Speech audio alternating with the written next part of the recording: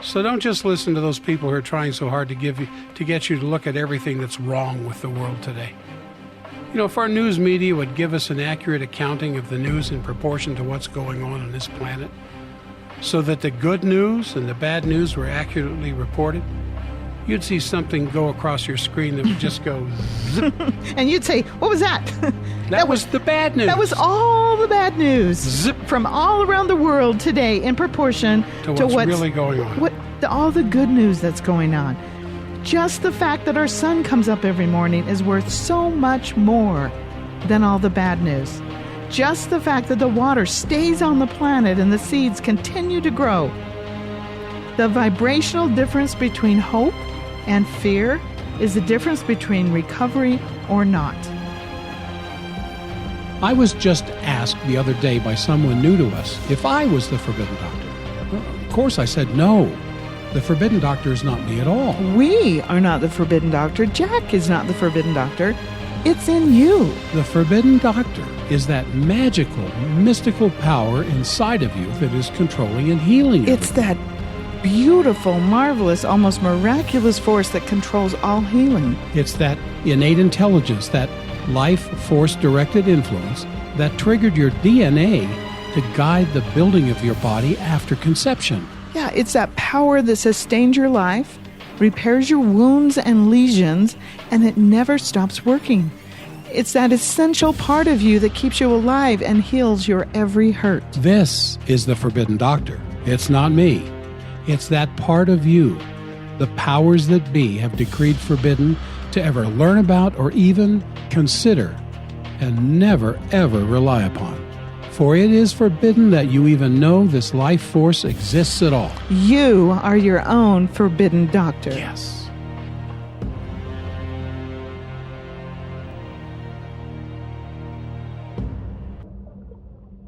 Hey everybody, it's Dr. Jack, and that's Mary over there.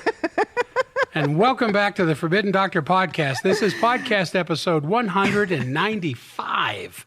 Forbidden answers to fearful propaganda. Yes. I snuck in. Yes. I got in. I love that title, Fearful Propaganda. Yeah. Today we're going to talk about the forbidden brilliance of our body in light of several other things. And that we are being treated as if none of us has an intact immune system. Yeah, you notice that? Yeah. You notice that going on out there? Because we're asking the wrong questions. Yeah. We need to ask if the medical society has isolated and confirmed using Koch's postulates, which is just the gold standard in medicine, as we've talked about in our last podcast, that this COVID-19 virus has actually been isolated and actually proven to be a virus. That these little strands of RNA they found are actually a virus and not an exosome, as we talked about in last podcast. Yes, and this may surprise you, but this has yet to be proven by true analytical science. We have simply been sold a bill of goods. And in this podcast, we're going to borrow from Dr. Thomas McPhee, a medical doctor, as well as from others, and our own work, to present a different look at what's going on today with COVID-19. But before we do that, and before it gets taken down, we have bravely posted a new supportive nutritional protocol on our website called Coronavirus COVID-19. We have two of the most illegal words. So go look at it while you can. Simply go to our website, forbiddendoctor.com, and in the upper left search bar, type in coronavirus. And that's all we're going to say about that now. Now, let's start explaining how this protocol came to be and some extremely forbidden, illegal, misunderstood information that is being hidden from us. So let's get started with some books that we recommend to read in order to get some education on the subject. Yeah, we have been reading and reading and reading every night, and massive articles people have sent us. But these books are so important to read. I wish I could just take every one of you and just like smush it into your brains and get you to realize what has really been going on in this world. Yeah, because most people are just relying on what the mainstream media pundits have to talk about during the day. And as I will say now, and probably more so in this podcast, the president is getting some very bad advice. Yeah. And people are being frightened to death. Yes, go ahead. I'm sorry. No, that's it. Just frightened to death. And we're going to end with that. But right now, I want you to read, get your pens and pencils out, and write down, 4 books. 4 books we recommend right now that'll take you a month to read. The first one by Forrest Maready, Maready, is The Moth in the Iron Lung. Yeah. You want to tell them about that? It's the story of polio. Yeah. And how they thought it was contagious, and they found out it's coming from something else. Yes. It's a story, event by event, from the beginning back in the 1800s up through the 1950s with the DDT poisoning, and the history of the so-called polio virus and polio, and the great divide that began back then, when some of the most trusted analytical aspects of medicine had to be abandoned in order to prove that polio was caused by the polio virus. It's a fun read, actually. It's a story. It's easy and it's a fun read. Yeah. You'll like that. And it's Forrest Maready. Maready, Maready. Available on Amazon. Okay. Then the next one, Virus Mania, which we're reading right now, by Torsten Engelbrecht and Klaus Kernlein. Bunch of Germans, right? Yes, right. And it is the history of viral research written by a virologist, Klaus Kernlein, and a journalist, Torsten Engelbrecht. Also available at Amazon. A fascinating book if you just on where medicine derailed from science and moved into the business of pushing bacteria and viruses for money. And consensus. And it has a huge section in the back of the book, maybe 20% of the book, on just references to research, peer-reviewed research. Now, I'm telling you, if you just read the foreword on that book, and we were going to make a whole podcast out of just the foreword on that book. Oh, yes. It's called Virus Mania. It's very, very good. Okay, the next one? Then The Silent Revolution in Cancer and AIDS Medicine by Heinrich Kremer. Very thick book. It's not the easiest read in the world, but it talks about, we can believe that there's fraud in politics. All you have to do is read the front page of the paper. We believe that there's fraud in the financial world. 2008 and Bear Stearns and everything else that Lehman Brothers, everything Savings else that on, happened. Yeah. We believe that. It's easy to believe there's fraud in the financial world, but is there fraud in the medical world? We want to believe that people pioneer and move themselves into the medical world because they've got this, let me put my hand over my heart, a dedicated desire to serve mankind and to cure cancer. Well, many of them are. Oh, yes, I believe most many people. are. Well, I'm in healthcare, and I got into healthcare because of what happened to me as a result of what I do. I had to learn how to do this for other people. And many researchers and scientists do the same. It's the people controlling them. Yes, the people who are in charge of the books. And then the last book, AIDS, Opium, Diamonds, and Empire by Nancy Turner Banks, M.D. AIDS, Opium, Diamonds, and Empire. And it's just, again, it's very thick, it's very long, but it's very easy to read about how, as I said there a little earlier, you have simply been sold a bill of goods. Yeah, well, well, the books might go quickly at this time. The burning of the books. We're having digital book burning right now online. And let me tell you something scary. I told something scary that happened last month. I don't like scary things, but this is really scary. I was in my contacts yesterday. Was it yesterday? Yeah, it was yesterday. And I was in my bank information, and all of a sudden I got this spinning pinwheel you get on a Mac, and bam, my contact, that one contact disappeared. It was gone.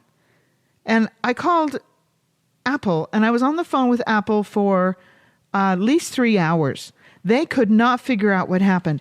Then I went back and looked, and I had made a new contact called coronavirus, and I'd put in a whole ton of research and URLs and different books and all kinds of things. That one was gone. And then I went and looked for another contact I had just made since this all started called 5G. and I had all kinds of references and everything in there. That one was gone. Then, even scarier than that, we have a real good friend, Chris Collins. He knows who he is because I just said his name. Uh-oh. Hey, Chris. And he sends us incredible articles. And I created in his contact, I would copy and paste the URL into that Chris's contact. And then I would type the name of it as coronavirus. I would hit enter, and my screen flashed 3 times. And the little video at the top of the screen, there's a little icon up there that says video. It flashed also. So I thought, that's really weird. I did it again with another contact, did the same thing. So I went to a different contact with this couple I knew 40 years ago and put in a ubiquitous kind of nothing URL. And did not label it coronavirus. I think I labeled it like fun time or something. And nothing flashed. And the video did not go off. And it was the scariest thing ever. And even Apple could not figure out what happened. They said, we saw a little anomaly on your computer. Now that's scary right there. Yeah. How do they see on my computer a little anomaly? And it has to do with contacts. And so we're going to send it to our senior engineers to try and figure out. I have malware on my computer. Nothing got in. They said, no, we don't think this is somebody attacking you or anything. This is very weird. Oh. So just so you know, just saying, they're digital book burning or digital URL article burning.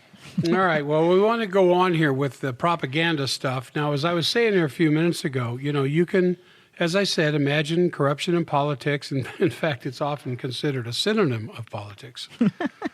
And then the corruption in finance and the international banks and the hedge funds and the market options and investments, at least since 2008 and that crash. And obviously way before that and since. And most people I talk to seem to have a problem seeing or even imagining corruption in the halls and the temples of our healing.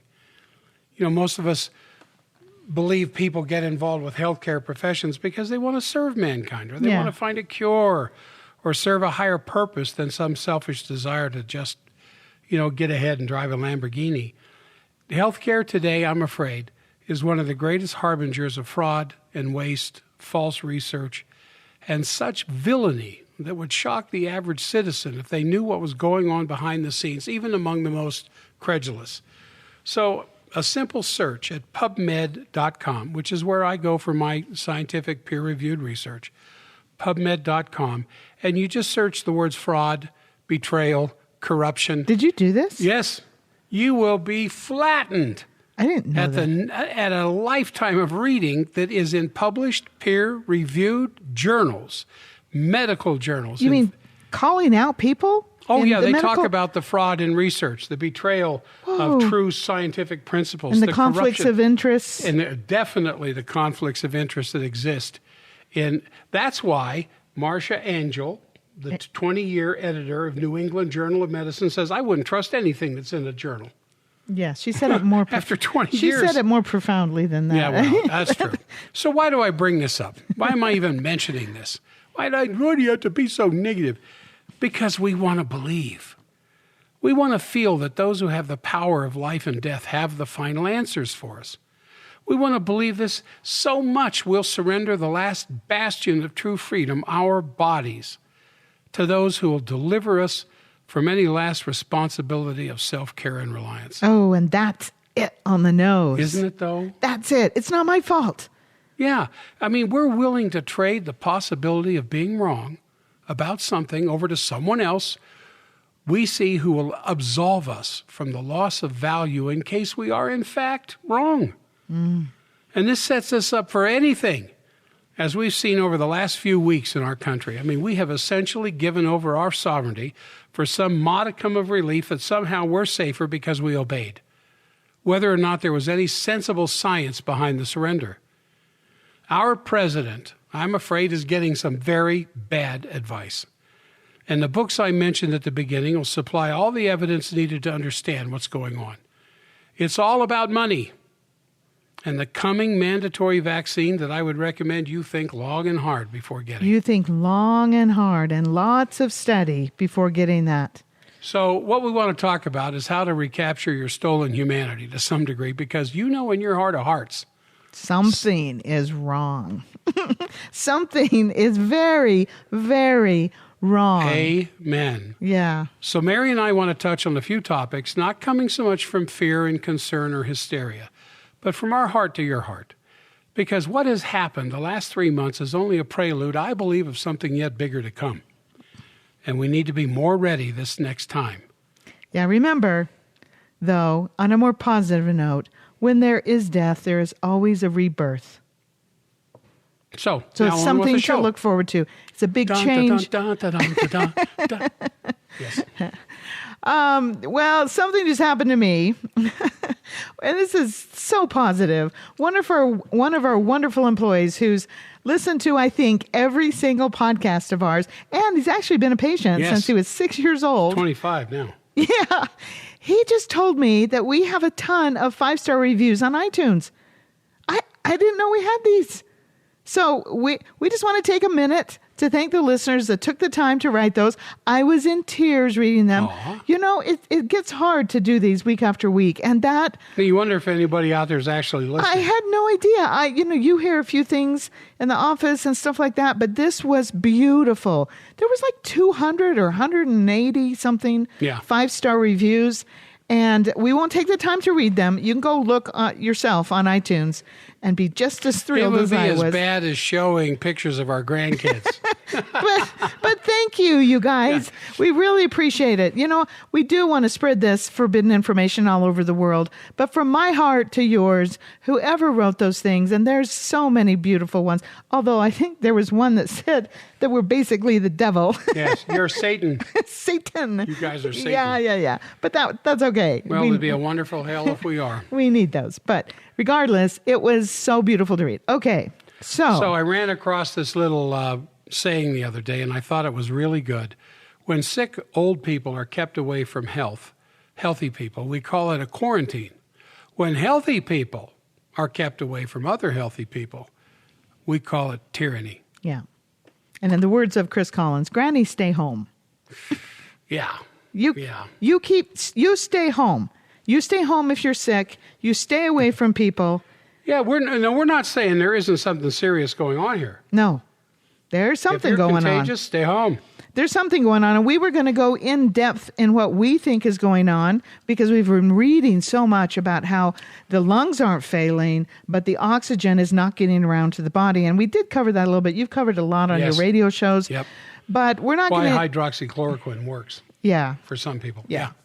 But today we're going to get into some statistics and some facts, because we have been getting the most ridiculous memes saying how we have flattened the curve because we all stayed home and we saved the world. And it's just not true. So now, with that having been said, let me say this. And I don't want to take away, some of you have lost people in these last few months to death. And it's always sad when people die. Yeah. You know, but why they die is often another story. And make no mistake, when fear and anxiety are perpetuated by those who should know better onto those who don't know the difference between a significant fact and a Fruit Loop, then there's needless suffering and panic.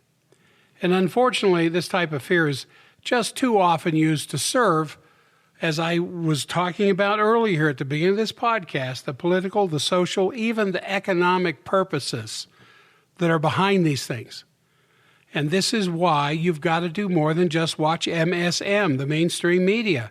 In fact, I tell you to turn it off and start doing some reading to be fully aware of the facts, so you can avoid being manipulated by fear anytime, but particularly during this current pandemic. Now, it's interesting, baby. You just jump in here because I'm going to get on a soapbox here for a second. I just love listening to you. I love it. And I'm borrowing from Dr. McPhee's statistics here in a second. And I think it's really important because it's interesting how the leading immunologist, Dr. Fauci, in the spotlight every day now, is so quick to label the positive results that are they're being observed and documented by those who are using hydroxychloroquine as just being anecdotal.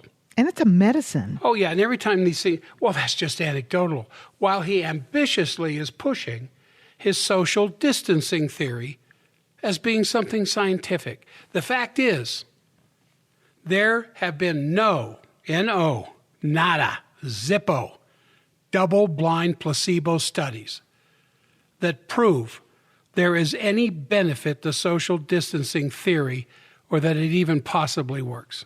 We're just told to do it under penalty of law in some states, just like Moses on Mount Sinai, thus saith the Lord. Yet that doesn't keep Fauci from repetitively labeling something as positive as hydroxychloroquine regimen of treatment. Oh, that's just anecdotal. While he calls his social distancing a scientific fact. It's not true. Yeah, people are in comas and they're given this and they come out and they're like, oh, can I have a sandwich? Oh, but keep your distance, keep your distance. Yeah, but exactly. How does he label this anecdotal? 4, 5, 6 hours, something like that. Can I have a sandwich? Yeah, and you know, we wouldn't dare say something like feral food to help the oxygen in your blood, in your hemoglobin. That's completely anecdotal. Oh, yeah. But a medicine? Yeah. I don't get that. Well, as a physician that he's totally aware, or at least he's supposed to be, to use all available means to help his patients. It's like that old story we used to tell about the difference between a healer and a clinician. Oh, yeah. I love that. Yeah, you're sitting there explaining how some new approach to some particular disease was effective for a lot of people. And the clinician will say, show me the studies. Do you have any studies on that? Do you have any papers that I can see? Well, don't make fun of him. That's important. But what does the healer say? The healer says, does it work? Does it work? Does it work? Does it work? So he should be using all of those. Work? Yeah. Well, obviously. Look at the evidence coming forward. And the ventilators. But it's just anecdotal. Yeah. The ventilators are killing up to 80% of the people that get on them. Well, his irrational outspokenness on this topic leads to one belief. I think that we're involved in an imposing social experiment rather than a true health crisis. I agree. How far can we push the average citizen corralling their God-given constitutional rights before they finally say enough is enough? And I could go further into Fauci because his record is clear. But there's been no scientific study on this, and yet on social distancing. On social distancing. No, there's no evidence that does anything. No. It's just that keep 6 feet apart. Yeah. So that's why we keep saying something's going on here. We don't know what it is, but something's going on. We may never know what it is. But when you look into Fauci and his record and the fraud that was involved with HIV and AIDS decades ago, yeah, you'll find that in the book. You can get a better understanding as to why I say the president's getting some very bad advice. So here's some supporting data. This is reported by the Center for Disease Control, CDC, which mathematically and scientifically backs up what we were just getting to say, and we thank Dr. McPhee for this. Out of 327.2 million people in this country, that's the population. That's a lot of people. As of about 3 weeks ago, 327.2 million people. There were 500,000 total deaths, 500,000, in this country from January 1st through April 8th of all causes. They're just deaths. 501,444. From January 1st to April 8th. Okay. Of all causes. So you got that? 500,000. 4,065 of those deaths were from COVID-19 as of April 8th, 2 weeks ago. As of April 8th, 4,000 of those deaths were from COVID-19. 4,400 more were from the flu. 35,230 were from pneumonia. And you could really put those two together, 35. Let's see, that's 9 times more people died from pneumonia than from COVID-19. And of the pneumonia cases, of those 35,000, 1,800 of them also happened to have COVID-19. Now here we have some data that we use to calculate some scientific mathematical facts. Not propaganda, mathematical facts based on numbers from the CDC. 0.153% of the U.S. population died between January 1st and April 4th, 2020. That's just a stat. Yeah, that's the last 3 months and a week. So of the, how many do we have here? 327 million people, 500,000 died. Okay, so that's 0.15%. Right. 0.81% of those deaths were due to COVID-19, which is 0.0012 of the population. 0.89% of those 500,000 deaths, less than one, were due to the flu. 766% more deaths have occurred from pneumonia than from COVID-19. In other words, for every one person who died of COVID-19 from January 1st to April 4th, 766 people died of pneumonia. Wow. Now, since statistics are always about probability, they're not about absolute certainty by any means, there has to be a cutoff rate that makes the probability of a particular statistic significant. And so the scientists and mathematicians with all of this stuff have agreed upon an acceptable cutoff rate, which in this case means that the risk of being wrong is 1 out of 5 times, or 20% of the time, like a 20% failure rate. So with a 20% failure rate, with this understanding, when you look at the data from the CDC, it proves the probability of deaths that are due to COVID-19 being 0.001% of the total population is not significant. Yeah, that's a big term in research. Now, you know statistically significant. What do we call the guys that do all the projections for life insurance? An actuary. To an actuary, they'd look at this number and they'd go crazy. To the average citizen, so what? So what? I'll tell you what, so what? We've destroyed an economy over it. We have destroyed an economy over a number that is not significant, meaning that this many people could have died from anything, and who would have noticed? Even if it was COVID-19. Who would have noticed? Let's say it is COVID-19, based on 0.001% of the public. If they hadn't been pushing this in the news, who in the world would have heard anything about COVID-19? Well, the big difference here, baby, is social media. Before the H1N1 and SARS, and what are some of the other ones that we've had recently? Ebola. And MERS. Yeah, we didn't. And Zika. And AIDS. And AIDS, of course. We didn't have social media. No. So this has, being politically correct on social media is like life and death. Oh, that's a good point. Yeah, it's split like massively. Yeah, good point. And so people are just violently needing to be right in this. And so they grab on to something that's so enticing and so exciting and so end of world, and it's just spread like a virus. Like there's never been a virus like that. No.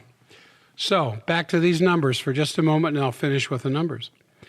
0.81% is the number of people of our entire population who died from COVID-19. That's less than 1, 0.81. 0.89 is the number of deaths who died from flu. Those are not statistically significant numbers, which is why we don't really notice the number of people who die every year from the flu unless they were close to us. Yeah, then we do. And we wouldn't have noticed any more people dying from COVID-19 without all the media and the medical hype that has surrounded this pandemic. So what's that mean? Well, the chance of dying from non-complicated pneumonia this year is 766 times greater than the chance of dying from COVID-19 based on the numbers from the CDC. Now we have to, there's a need obviously to investigate this deeper to really understand the facts of what's going on during this pandemic. I mean, according to the CDC, 2.8 million people have died in this country since 2019. That averages out to 236,800 people a month. If you were one of them, you're not listening to this podcast. But January, February, March, 236,800 people died each one of those months. Yet only 501,000 deaths have occurred nationwide this year between January 1st and April 9th. And if you average the death rate over the first 3 months of last year, we should have had 710,000 deaths, not 500,000. What am I saying here? The same period of time last year, for the first 3 months of the year, was 200,000 more deaths than the first 3 months of this year. Again, CDC numbers, especially since the death rate for the flu is historically highest in January, February, and March, yet we had 200,000 less deaths this year than the same period last year. So where are all the bodies from the 0.001 deaths caused by COVID-19? Well, I'll tell you what. Here is the hysteria. I got a Facebook post that I'm a friend with this person, and they're very, very upset that we're not sheltering in place for I don't know how many months more. Till 2022. Maybe. I don't know. But she said, if we open the economy too soon, this is what will happen. Way more people are infected and die. So you go ahead and enjoy the brunch on the restaurant patio while military trucks haul dead bodies down the street. For crying out loud. While military trucks haul dead bodies down the street and go for a stroll in the park, but mind the temporary mass graves. I think this person has serious mental problems. Well, what is this? I mean, it scares me. I think, is this what half the population, 3/4 the population thinks? Because that if of we the didn't power of propaganda. It was Adolf Hitler said, it's often credited to Goebbels, but Hitler is the one who said it. It's in Mein Kampf, and Goebbels picked it up later. If you tell a lie often enough, people will eventually believe it. Well, the hospitals are empty. I saw this cute video of all the nurses and people in the hospital, and they put these big things on their butts, and they were dancing to that. Mob dancing. Yeah, they were mob dancing. I don't know. It was hilarious because they have nothing to do. They have nothing to do. The parking lots of the hospitals are empty. They're empty. The emergency rooms are empty. The wards are empty. The ICUs are getting more and more empty. And that morgue, that semi-truck that they pulled up in front of Como, in New York City that said this is going to be our temporary morgue. It's going to be filled with people. Where are they? Where are they? Where are the tents in Central Park? I repeat, if it wasn't for mainstream media, no one would ever have known there was a problem with COVID-19. No. So in reality now, excuse me, sweetie, did you finish that thing? I'm done. Yeah. In reality, there is a lower death rate in 2020 for the same period of 3 months than in previous years. And this lower death rate, well, it could be mere coincidence, yes. Granted.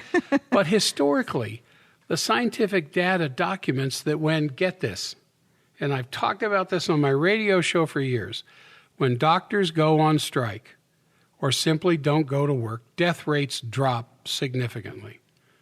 Yeah. That, my friends, is a fact. In fact, no study has proven that death rates decline when doctors do come to work.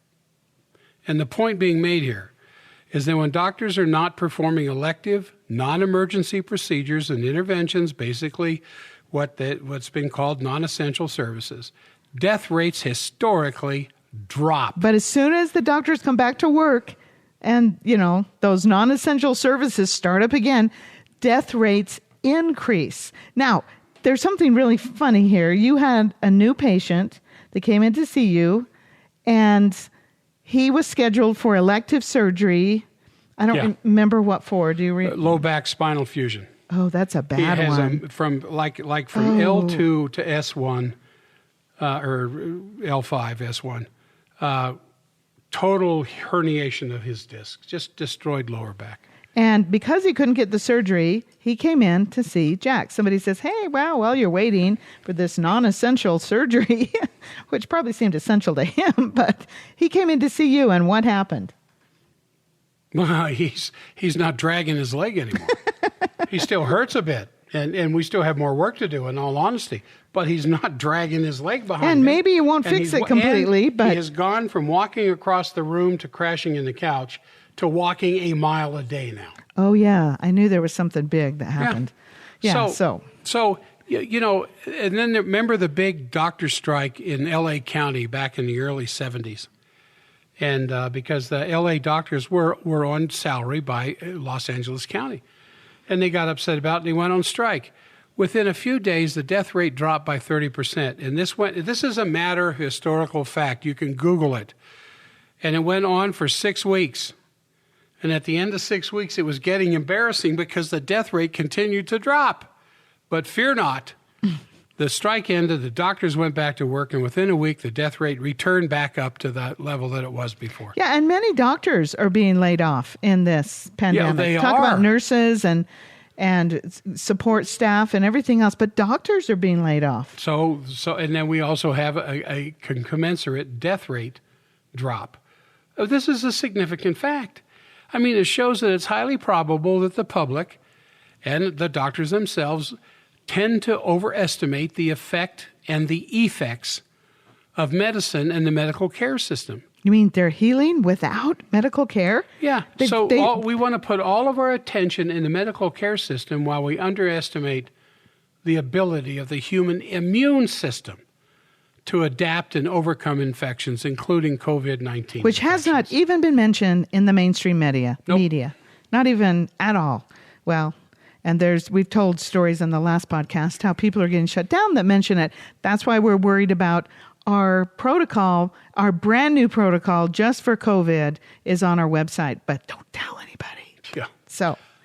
So for those who can remember clearly, at the beginning of this pandemic, remember that epidemiologist in England, and then they picked it up here in America, that the death projections initially were modeled to be what? 2.2 million. 2.2 million Americans people are going to die from this. They're going to be hauled away on military trucks. That's They're going to be piled in the mass graves. And So those models included all the known available treatments, and included the social distancing measures, and that are now being enforced upon all of us. So they said 2.2. They said 2.2 million will die with the distancing and the staying at home. Social distancing, even staying at home, even quarantine, wash your hands and brush your teeth and don't touch your face and all this stuff. Even with all that, 2.2 million would die. Yet without even a hint of guilt or apology, those same medical modeled projections have been revised to estimate less than 61,000 deaths. Yeah, and that hasn't happened yet, but that's what they're now estimating. By I think August or September, something like that, they were going to have 61,000 deaths from 2.2 million. That is a bit of a drop. And we listened to another video of a MD and board certified that said that she's having to label. Well, it's a beautiful explanation. We should put that link here. That they're having to label deaths, murders, suicides. Oh, yes. As COVID. Yeah, even if the word out from the CDC, even if you barely suspect that COVID-19 was involved, call it a COVID-19 death. What's going on here, everybody? Come on. Because this grave discrepancy is not because of science. It's because it's the result of revisionist propaganda. Science always demands honesty, especially when your model or your hypothesis falls apart. Yeah, because not admitting this fact is a fraud. Absolutely. So as mentioned earlier, many doctors are not working currently because their non-essential services are not needed. And this is the most probable reason that the death rate is only 70% of what it was this time last year. There was 5,160 people per day that died. This year instead of 7,248. Per day last year. These are CDC numbers. Yeah, at the same time, April 9th. In other words, so 2,100 people a day were dying more last year per day than this year, January to April 8th. So what? Listen, should people risk isolating themselves and take extra precautions to avoid becoming infected? Especially sick people. Of course they should. Yeah. You have underlying conditions, it's much more dangerous. With any virus, any flu, any COVID, any coronavirus, any rhinovirus, anything. So if you're infectious, isolate yourself. Yeah. Would it be a good thing for us all to be more careful? Wash our hands, be more cleanly, stop touching our face. Well, I don't know. I think touching the face isn't so bad. I want the dogs to lick our face, as we've talked about before. I leave people tell me now, be safe. That's the new goodbye. And I'm always like, I say, hug everybody. That's what I come back with. Be safe. I go, hug everybody. But yes, it doesn't hurt to wash your hands and probably stop touching your face or, Yeah. And if you're really, really sick and you don't want to get coronavirus or anything, especially coronavirus or COVID-19, you need to wear glasses on your eyes. Now, if it's airborne. Do we all have to be treated like criminals? Do we have to be locked up and arrested for playing in a park with our child while these unscientific medical models furiously fan the flames of fear and anxiety? I mean, statistically, it doesn't make sense. As we've just proven. We saw this video of this guy running on the beach. Oh, gosh, that was so funny. And this policeman's running after him. Literally, I guess in California, you can't even go to the beach. He did not have his mask out on the beach. And he was all alone. He was all nobody alone. out there. For miles, they panned around. There was nobody there. He's running on the beach right next to the water. And this policeman is trying to catch up with him. And he's running and running. So this guy sees him and he takes off in a dead heat and, of course, leaves the policeman way behind. And it's just like, are we living in Crazyville? Yeah. I don't know. Finally here, should we continue to allow our economy to be infected by these unproven, hypothetical medical models merely because politicians don't know how to interpret fact from fiction? Absolutely not. Absolutely not. Yeah. And so we have yet to reach the total death rate reported in 2019 for this same period.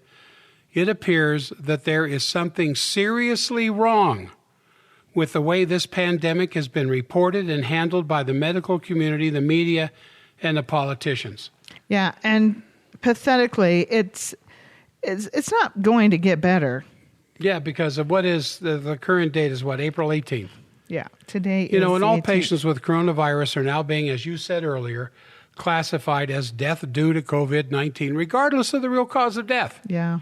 As a nurse anesthetist that I know of quite well told me here about a month ago, people are dying with COVID-19, but being not classified. because of it. Yes, not. So this draconian method of manipulating the data to conform to their hypothesis is just simply pure evil. I mean, it allows the medical community, the media, the politicians to cover up all their errors, to distort all their miscalculations, and to falsify the reports so they can justify even further measures that will attempt to control, manipulate, and profit from those who simply don't understand the importance of statistical significance. Because I've had so many people tell me, well, Dr. Stockwell, I told these other people what you said about how many people have died of this and this compared to COVID-19, and they yell and scream at me and they want to hit me. That's because they don't understand statistical significance. Yeah.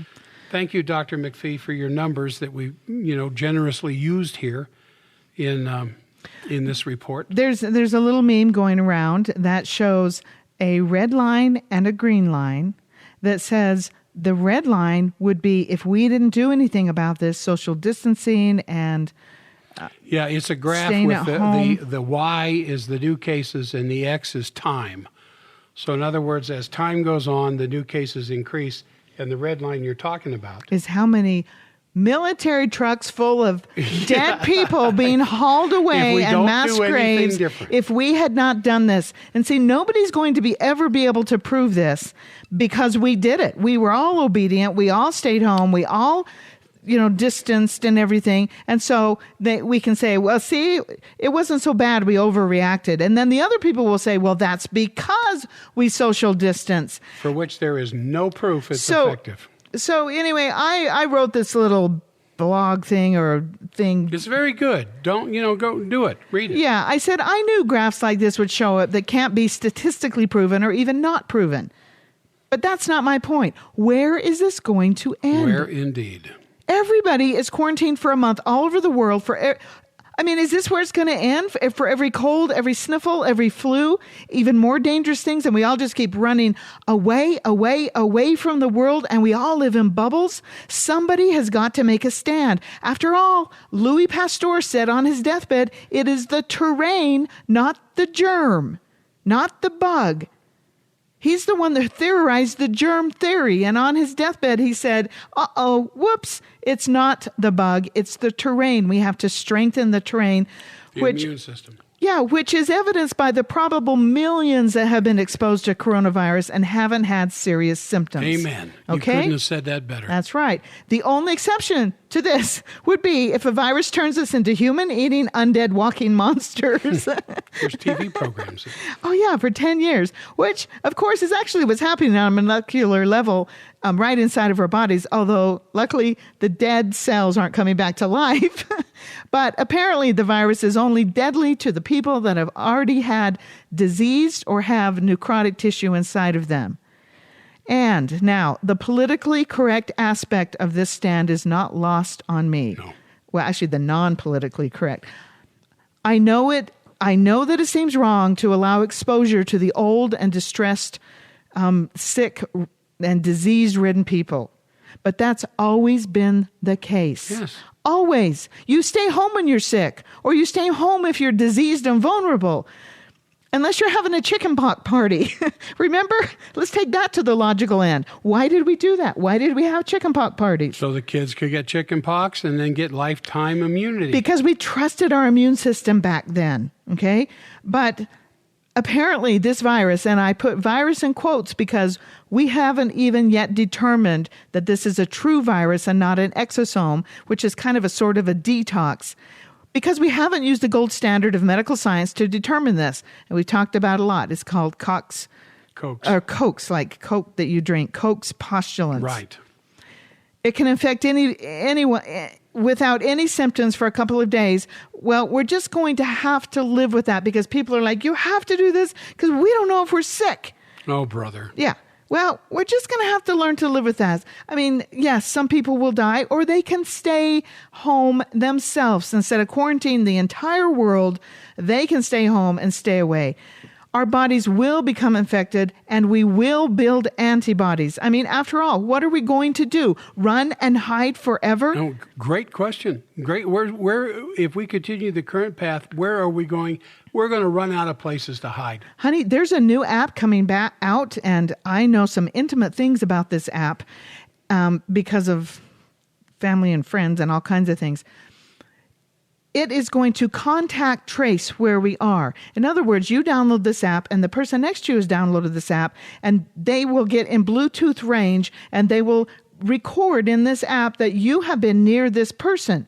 Well, then 2 days later, you come down with COVID-19, and you put that into the app, I guess, and then that app goes out and finds, contact traces everybody that has been near the person that's now in the hospital, and they are told to quarantine. How does the app know who you've been near? Because with the Bluetooth. Because if everybody downloads this app, then everybody will be contact traced, and they'll be able to know where they go. Now, you have to understand, this has been. You're kidding. This will not have any personal information in it. They swear.